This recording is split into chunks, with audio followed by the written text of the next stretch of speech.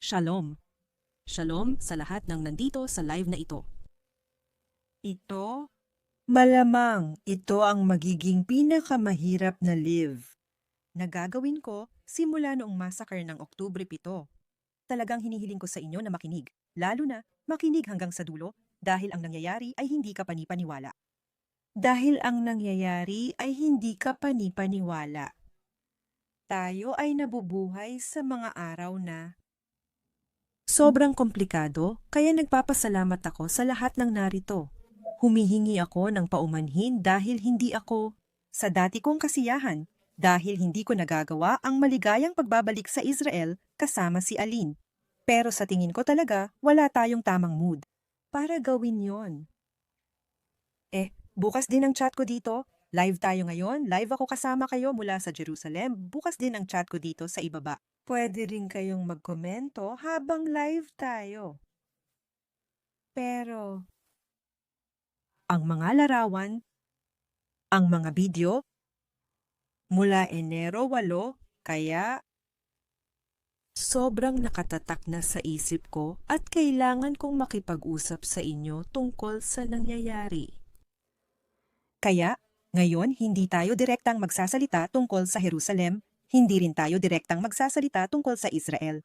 Pero hindi direkta, oo, pero ang paksa natin ngayon. Bago tayo magpatuloy, gusto kitang dalhin sa Jerusalem, sa esplanada ng templo, isa sa pinakabanal na lugar sa Biblia.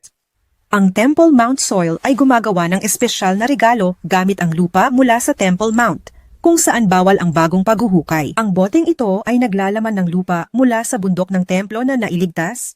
Ito ay isang pamaskong regalo na kapag binili mo ay sinusuportahan mo ang aking channel. Lahat ng unit mula sa Sifting Project ay may sertipikong nagpapatunay ng pinagmulan at pagiging totoo. I-scan ang QR code o bisitahin ang link sa description para makita ang koleksyon na may 10% diskwento. Ngayon, balik tayo sa video. Iran. May massacre. Nagkaroon at kasalukuyang may nagaganap na massacre sa Iran at hindi kapanipaniwala ang mga nangyayari. Nakita ko ang mga larawan at video at kakaunting impormasyon mula sa loob ng Iran. Talagang nakakatakot. Ang mga larawang iyon ay nagpapaalala sa akin ng masaker ng Hamas noong Oktubre 7. Ang sakit para sa mga ina. May video ng amang sumisigaw habang hinahanap ang anak niya sa tumpok ng mga bangkay. At siya'y patuloy na naghahanap.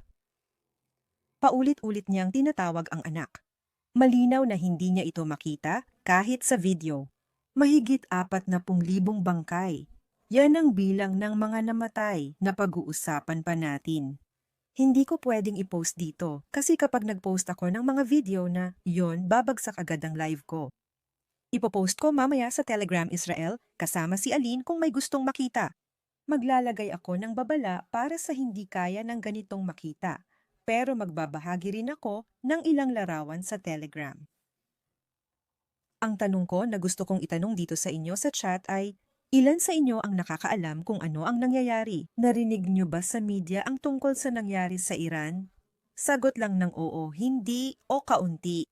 Kailangan kong marinig mula sa inyo kasi dito, para sa aming mga nakatira sa gitnang silangan, ito ang balitang pinag-uusapan ngayon. Lagi naming sinusubaybayan at pinapanood ang mga balita dito. Sinusundan ko ang mga balita mula sa Israel, Amerika, at pati na rin ang mga balita mula sa Iran. Nagbabasa rin ako mismo sa mga Iranian na website para malaman kung ano ang nangyayari. Hindi lang sa pananaw ng Israel, kundi lalo na ng mga naghihirap.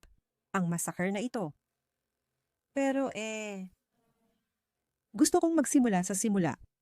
Gusto kong isipin ninyo ang isang magandang bansa, maunlad, isang populasyon. Matalino, masipag mag-aral, masayahin.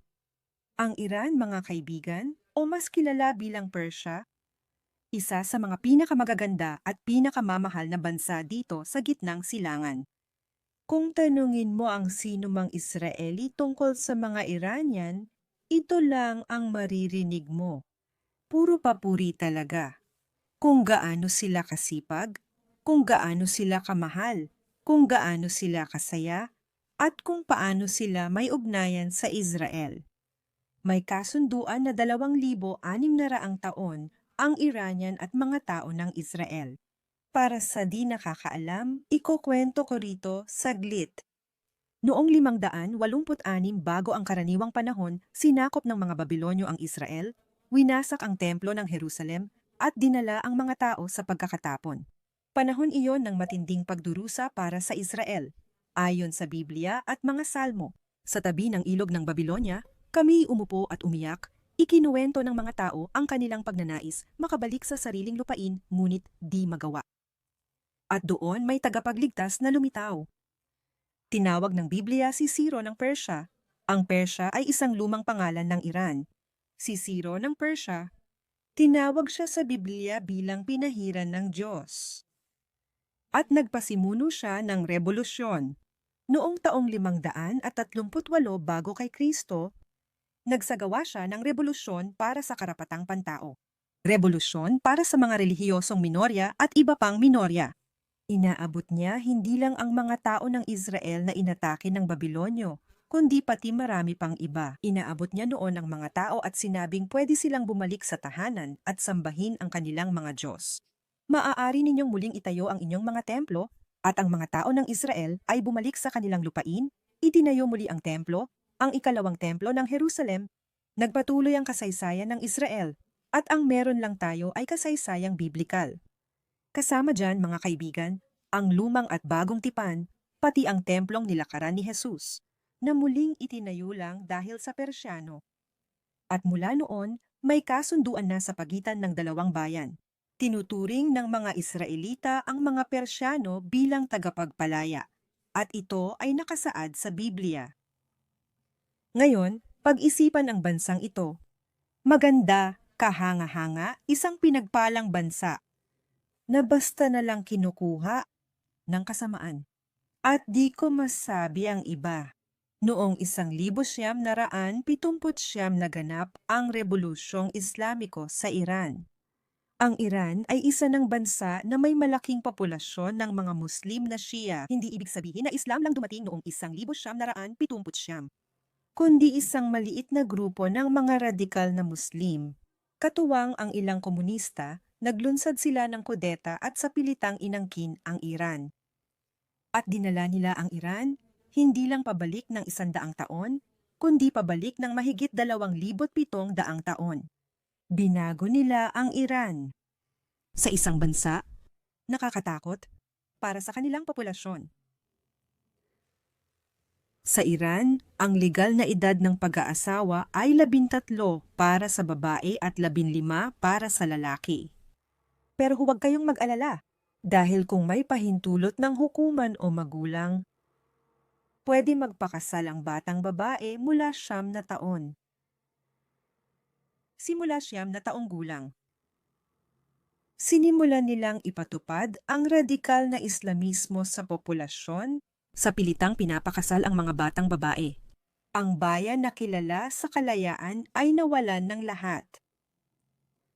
Ang mga batang babae na 7 taong gulang pataas ay pinipilit magsuot ng hijab na tumatakip sa leeg at buhok. Mga kaibigan, mula 7 taong gulang anumang relihiyon. Mga Kristiyano, Hudyo, Muslim, Shia, Sunni, ateista. Lahat ng mga babae sa Iran, simula sa 7 taong gulang, ay obligado ng magsuot ng belo sa buong sistema ng paaralan saan mang lugar sa labas ng bahay, simula 9 na taong gulang. At ang mga babae, lalo na, ay may maraming moral na mga paghihigpit at kung sino man ang lumabag sa mga moral na paghihigpit na ito, mga kaibigan, mayroong pulisya na nakatalaga lang para dito, ang pulisya ng moralidad. Ang pulisya ng mabubuting halaga. Kung mahuli ang babae na hindi maayos ang belo, maaari siyang hatulan at paluin. Maaaring husgahan ang babae. Siya ay paparusahan ng palo. Iyan ay ayon sa batas. At ano ang sinasabi ng batas? Hindi tinutukoy ng batas, pero nangyayari ay ang mga pang-aabuso sa loob ng mga kulungan, mga kaibigan. May mga ulat tayong natatanggap ng mga batang babae na nakakulong at inilalabas na nasa body bag. At madalas, hindi na ibabalik ang mga katawan. At ito ay nakita natin nitong mga nakaraang araw mula sa mga pamilya. Hinahanap ang 40,000 katawan ng mga nakulong, hindi agad pinatay, kundi dinala at ikinulong. Hindi na ibabalik ang mga katawan ng maraming batang babae at kababaihan. Mas madalas ibalik ang katawan ng mga lalaki kaysa babae dahil ayaw ipakita sa pamilya ng mga batang babae ang nangyari sa kulungan. Naiintindihan niyo ang ibig kong sabihin. Ito ay dahil din sa paniniwala nila na ang birhen ay makakarating sa langit, ngunit ang babaeng nagkaroon ng relasyon bago siya mamatay, hindi. Kaya sinasadya nilang abusuhin ang mga batang babae na ito. Bago patayin, para hindi lang sila magdusa dito sa mundo, kundi ayon sa kanila, magdusa pa rin sa kabilang buhay. Oo, malupit talaga ito. Sa mga taong hindi. Siyempre, walang sino man ang nararapat dito, pero ang mga taong ito ay napakalayo sa ganitong sitwasyon. Na sa loob ng halos 2,600 taon, halos tinamasa nila ang lahat ng kalayaan. At maari ko ring ipaliwanag ang batas ng Iran para maintindihan ninyo na hindi ito, isang grupong ekstremista ang namuno sa gobyerno. Sa batas, mas mababa ang mana ng babae kaysa lalaki. Babaeng magte-testify sa korte. Testimonya niya ay kalahati lang ng testimonya ng lalaki. Kaya, kung mayroong isang pagtatalo, halimbawa, sa pagitan ng isang lalaki at isang babae, ang testimonya ng lalaki ay tatanggapin bilang doble at siya ang mananalo sa kaso. Mga babae, ang mga batang babae kailangan ng pahintulot para magpasaporte o umalis ng bansa. Kaya kung gusto ng babae tumakas mula rito, ganito, kailangan niya ng pahintulot mula sa pamilya niya kung galing siya sa pamilyang naniniwala sa ganito. Dahil sa radikal niyang paniniwala, hindi siya pinayagan ng pamilya lumabas. At kung may babaeng mapatay, hindi ko sinasabing ngayon ng pulisya o gobyerno. Kung may aksidente sa kalsada at namatay ang isang babae na kailangang bayaran ng danyos ang pamilya ay makakatanggap lang ng kalahati ng danyos kapag babae ang namatay, kahit ano pa ang dahilan. Di gaya ng sa lalaki. Sa ganitong radikal na lipunan, mas mababa ang halaga ng babae kumpara sa lalaki. Dahil Islamikong Republika ng Iran ito, mahalagang ihiwalay kapag pinag-uusapan ang Iran. Kung ano ang mga mamamayang Iranian na napakamamahal na mga tao mula sa Islamikong Republika ng Iran. Magkaibang-magkaiba ang dalawang bagay na ito. At kapag nakikita ko ang maraming tahimik na tao, ang kabaliwan sa Iran ay hindi natatapos. Bawal pa ngang maglakad-lakad kasama ang aso sa kalsada dahil ang mga aso ay itinuturing na maruruming hayop kaya hindi mo man lang pwedeng ilakad ang aso mo sa kalsada. At gusto kong ibahagi ngayon mismo, may isinulat ako dito na gusto kong sabihin sa inyo, gusto kong ibahagi. Ang penal na kodigo ay bagay sa inyo. Para walang magsabi dito na imbento lang ito. Maaari ninyong hanapin pagkatapos ang Iranian Penal Code. At gusto kong sabihin sa inyo ng eksakto kung ano ang nakasulat sa penal na kodigo tungkol sa mga relihiyosong minorya, at ang relihiyosong minorya ay sino man na hindi Shiite Muslim. Kaya, ang Islamic Penal Code, malala at seryoso ang kanilang diskriminasyon sa mga relihiyon. Laban sa mga Hudyo, Kristiyano, Bahai, pati mga ateista, hindi na natin mabanggit lahat ng hirap nila doon. Ganoon din kaya, ayon sa Artikulo 262 ng Iranian Penal Code, ang batas na Sab al-Nabi ay tumutukoy sa pag-insulto kay Propeta Muhammad. Kahit anong Kristiyanong pangangaral, opinyon ng kaibigan, o kritisismo sa Islam, pwedeng ituring na kalapastanganan. Kung may isang, mga kaibigan, makinig kayong mabuti. Kung may nagturo ng Kristyanismo, itinuturing itong kalapastanganan. At ito ay isang mabigat na krimen, at maaari itong parusahan ayon sa batas ng kamatayan. Parusang kamatayan sa nangangaral ng Kristyanismo. Ang Artikulo 263 ay nagbibigay ng puwang na kung ang isang tao ay magsisisi at bumalik sa Islam. May ilan doon, ang tao ay bumalik sa Islam o ang tao ay makipag-ayos sa Islam, ang tao ay maaaring maging hindi makakatanggap ng parehong parusa ang tao pero ang pangangaral ng Kristyanismo ay ipinagbabawal ng batas, ayon sa batas, at maaari itong magdulot ng kamatayan. Mga kaibigan, ang apostasya o pag-alis sa Islam ay itinuturing ding krimen na may parusang kamatayan. Linawin natin mga kaibigan na ang isang Muslim na nagpasya magpalit ng relihiyon matapos makilala si Jesus ay nanganganib ang buhay. At pati mga ipinanganak na Kristiyano na di nagpalit ng relihiyon ay nakakaranas ng diskriminasyon sa korte. Sa batas, ang testimonya ng Kristiyano ay katumbas lang ng testimonya ng isang babae, ibig sabihin, kalahati lang ng testimonya. Ibig sabihin, kung may alitan sa magkapitbahay tungkol sa sirang bakod, palaging panalo ang Muslim. Laging pinaniniwalaan ang patotoo ng isa. Ako ang gumawa nito.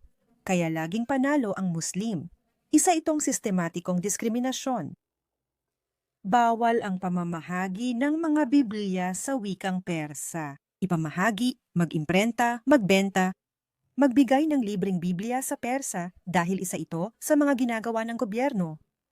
Na Islamikong Republika na kinatatakutan ay ang Kristyanismo. At hindi ito basta-basta, sa panahon ngayon, ang Kristyanismo ang pinakamabilis lumalaking relihiyon sa loob ng Islamikong Republika ng Iran. Tingnan ninyo, hindi ito karamihan. Malinaw na minorya pa rin. Pero ito ang pinakamabilis lumalago na relihiyon. Samantala, palaging may mga Shia Muslim na umaalis sa kanilang relihiyon dahil nakikita nila lahat ng ito at sinasabi, Ayaw ko rito. Sila ay inilalagay. sila'y umaalis sa Islam. At marami ang nagko-convert sa Kristyanismo. At ayan mga kaibigan, nilalagay nila sa panganib ang kanilang buhay. Muli, nalalagay sa panganib ang buhay dahil sa pag-convert. At talaga namang hindi natin alam kung ilan na ang mga Kristiyano ngayon sa loob ng Iran. Ang opisyal na pagtataya ay 117,000, pero alam natin na mas malaki pa talaga ang bilang. Tinatayang nasa pagitan ng 1,000,000 at 3,000,000 Kristiyano ang nasa loob ng Iran. Ibig sabihin, ang malaking bahagi ng mga Kristiyano ay mga ilegal na Kristiyano. Nagpalit sila ng relihiyon at hindi pwedeng isama sa senso dahil pinapatay sila kapag binago nila ang relihiyon sa senso. At itong gobyerno, mamamatay tao, teokrata, ayaw niya itong gawin sa mga tao ng Iran lang. Ang plano nila ay isang plano para sa pandaigdigang pagpapalawak, malinaw na magsisimula sa gitnang silangan. At dahil dito, ang ginagawa nila sa loob ng Iran, nag-e-export sila ito patungo sa ibang bahagi ng gitnang silangan. Sila ang nagpopondo ng mga grupong terorista at mga gobyernong terorista. Ang Iran, ang pangunahing tagapundo ng terorismo sa gitnang silangan. At mga kaibigan, hindi ito opinyon ko, ito ay mga numero. Ayon sa Country Reports on Terrorism. Country Reports on Terrorism, para sa mga naghahanap online, tinatayang gumagastos ang bansa ng 1 hanggang 7 bilyong dolyar taon-taon sa terorismo. Bilyon, mga kaibigan. Bilyong dolyar ang ginagastos nila taon-taon para pondohan ang pinakamasama sa gitnang silangan, kabilang ang matagal na pagpondo sa gobyerno ni Assad. Sa Syria, daan-daang libong namatay sa Syria. Dugo ng mga ayatola ang dahilan niyan. Sila ang nagpopondo. Malinaw naman, sa Hamas. Dugo ng mga namatay noong Oktubre 7 at sa digmaang ito ay nasa kamay ng mga ayatola. Hezbollah sa Lebanon, Houthis sa Yemen, at marami pang iba, mga kaibigan. Sila ang nagpopondo ng terorismo. At kaya hindi lang sila nagdudulot ng pagdurusa sa kanilang sariling mamamayan, kundi pati na rin sa buong gitnang silangan. Milyon-milyon ang namatay nitong mga dekada, lalo na sa gitnang silangan dahil sa terorismo at mga radikal na gobyernong gaya ng Iran. At hindi ko maintindihan, bakit may mga bansa pa ring walang diplomatikong relasyon sa gobyernong ito?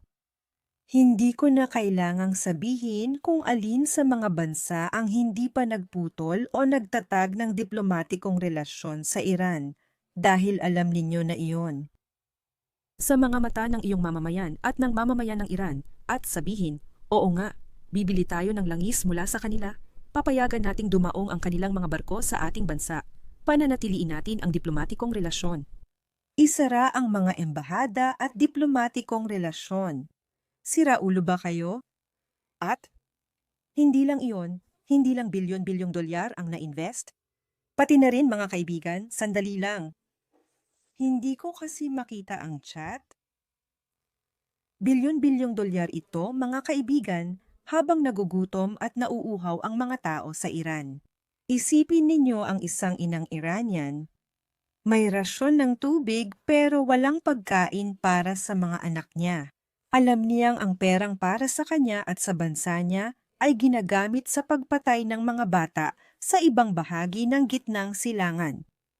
Ang perang iyon ay para sa mga mamamayang Iranian.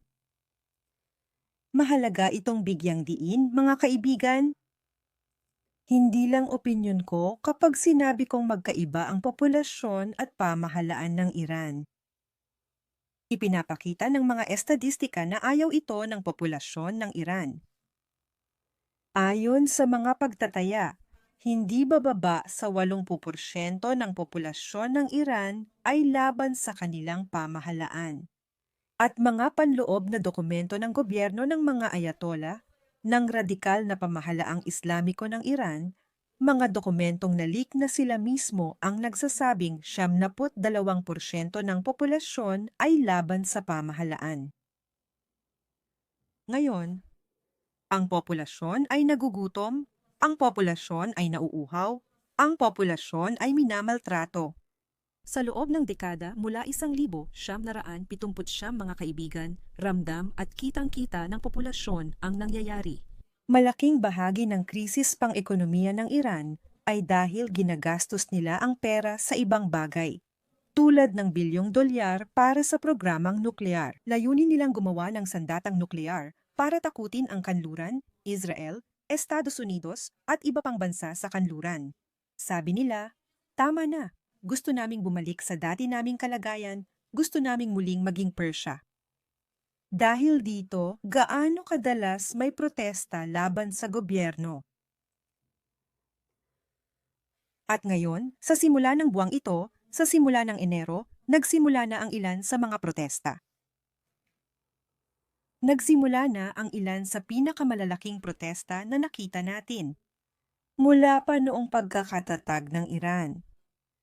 At ang tugon ng Iran, mas malala kaysa iniisip ng iba. Milyon-milyong tao ang nagprotesta sa kalsada. Ayon sa sinabi natin, 89% ng populasyon ay pagod na. Sa kabila ng hirap, nagpasya silang lumabas. Ang unang malaking protesta ay naganap noong Enero 8. At nagpatuloy ito noong ika-9 ng Enero. Sa loob ng 2 araw nagkaroon ng malaking massacre. Lumabas ang mga larawan mula Iran at kumalat sa mundo para ipakita ang nangyayari. Nagsusumamo ng tulong ang mga Iranian. Pinutol lang ng Iran ang internet sa buong bansa. 400 oras na mula ika-9 ng Enero, ganap na naputol ang koneksyon ng Iran sa mundo. Kulang tayo sa impormasyon sa nangyayari. Ngayon na unti-unti nang dumarating ang impormasyon, kaya ako nagla-live. Ngayon lang natin nalalaman ang mga detalye ng nangyari noong Enero 8 at 9. At nakakatakot talaga ang ginawa ng gobyerno. Kinuha nila ang kanilang mga tropa na tapat sa gobyerno at nagpadala pa sila ng tropa mula Iraq. Nagdala sila ng mga bayarang dayuhang milisya. Dahil marami ng kalaban ng gobyerno, nagdala sila ng milisya at agad nagdeklara na pwedeng magpaputok at pumatay. Iyan ang pahayag, mga kaibigan. Magpaputok para pumatay.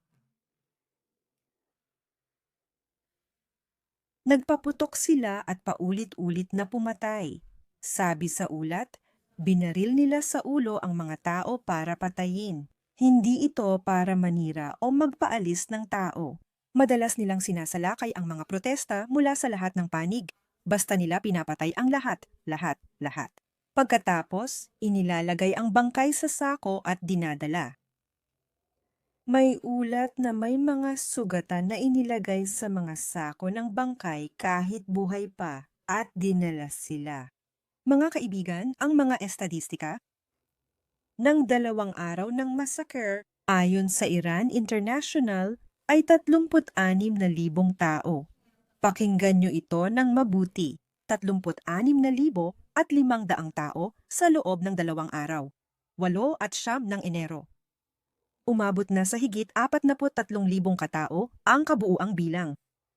At ang pinaniniwalaan ko at ng iba pa ay kapag bumalik na ang internet, kapag lumipas ang sapat na panahon at may pag-aaral sa nangyari, mas lalaki pa ang mga numero.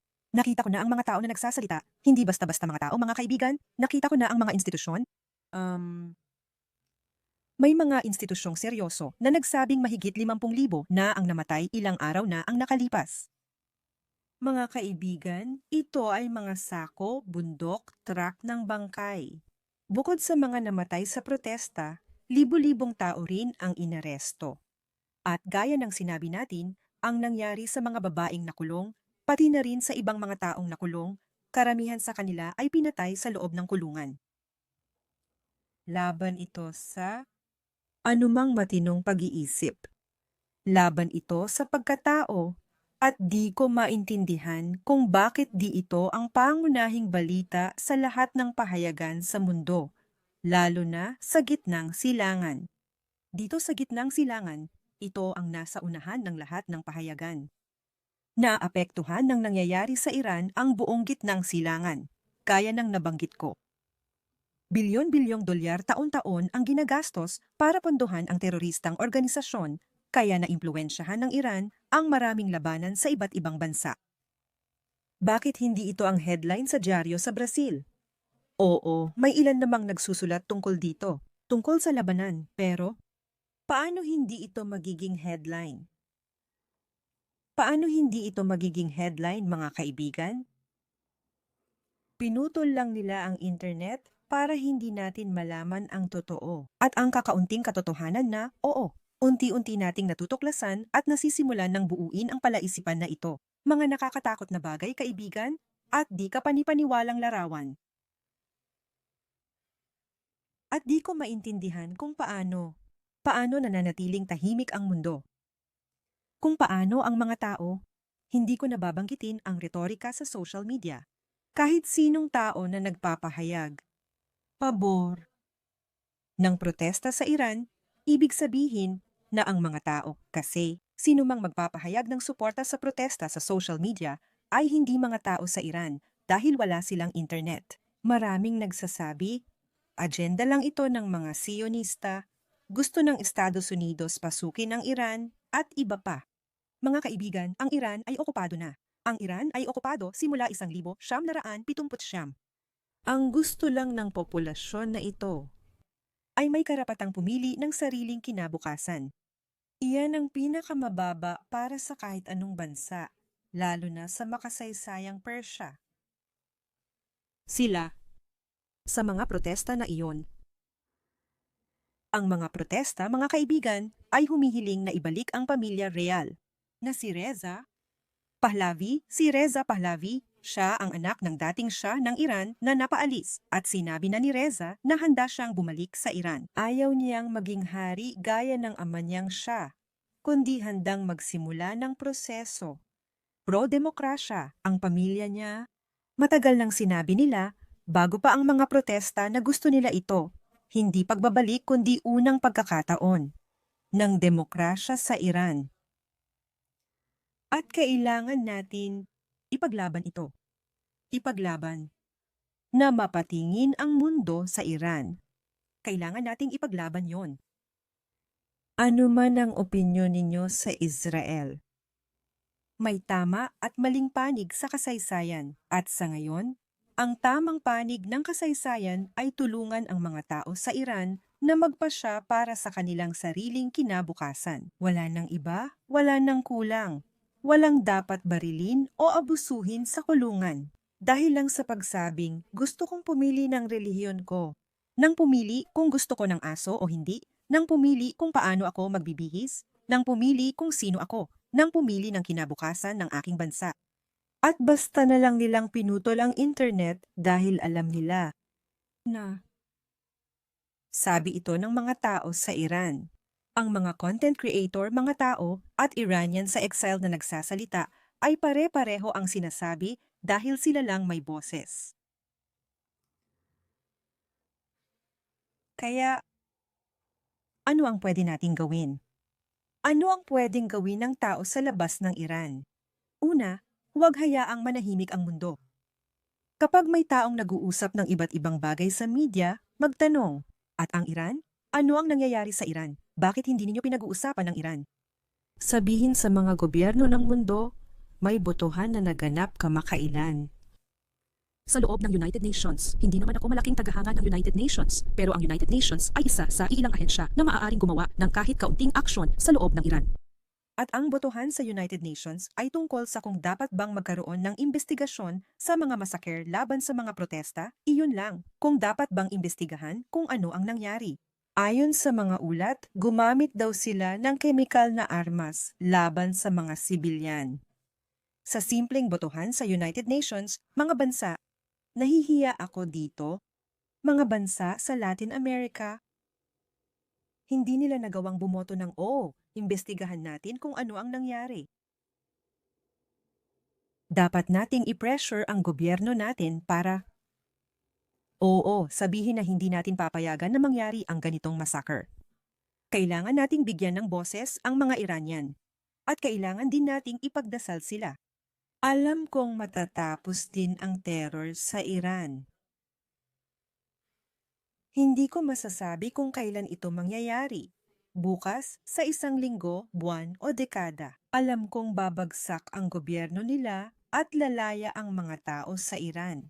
Sana wala ng inosenteng kabataang mamatay. Dahil ayon sa Sentro ng Karapatang Pantao, karamihan sa 43,000 namatay ay kabataan. Maraming menor de edad, buong pamilya na lumabas para magprotesta, mga magulang kasama ang kanilang mga anak, lahat sila ay basta na lang pinatay. Magdasal tayo para sa kanila. At gusto kong basahin para sa inyo. Isang propesiya ni Jeremias na tumutukoy kay Elaw.